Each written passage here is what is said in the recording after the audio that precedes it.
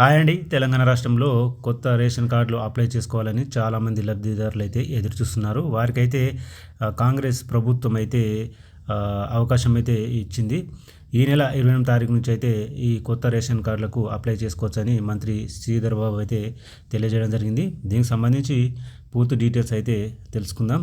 ఎక్కడ మీరు అప్లై చేసుకోవాలి ఏంటి అనేది వీడియోని ఒక లైక్ చేసి షేర్ చేయండి. కొత్త ఛానల్ సబ్స్క్రైబ్ చేసుకొని పక్కన ఉన్న బెల్ బటన్ యాక్టివేట్ చేసుకొని ఈ విషయంలో కనట్టయితే కొత్త రేషన్ కార్డు అప్లికేషన్ స్వీకరిస్తాం. మంత్రి శ్రీధర్ బాబు తెలంగాణ రాష్ట్రంలో కొత్త రేషన్ కార్డుల అప్లికేషన్లపై మంత్రి శ్రీధర్ బాబు శుభవార్త చెప్పడం జరిగింది.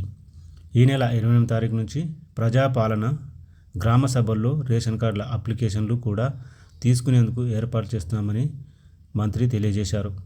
గ్రామ సభల్లో 6 గ్యారంటీలతో పాటు రెవెన్యూ, రేషన్ కార్డులు, స్థానిక సమస్యలపై దరఖాస్తులు కూడా తీసుకుంటామని ఆయన పేర్కొనడం జరిగింది. కాగా గ్రామ సభల్లో కేవలం 6 గ్యారంటీల దరఖాస్తులే స్వీకరిస్తారని వార్తలైతే వచ్చాయి. సో 28 తారీఖు నుంచి కొత్తగా రేషన్ కార్డు అప్లై చేసుకునే వాళ్ళు మీ గ్రామ సభల్లో అప్లై అయితే చేసుకోవచ్చని మంత్రి శ్రీధర్ బాబు తెలియజేశారు.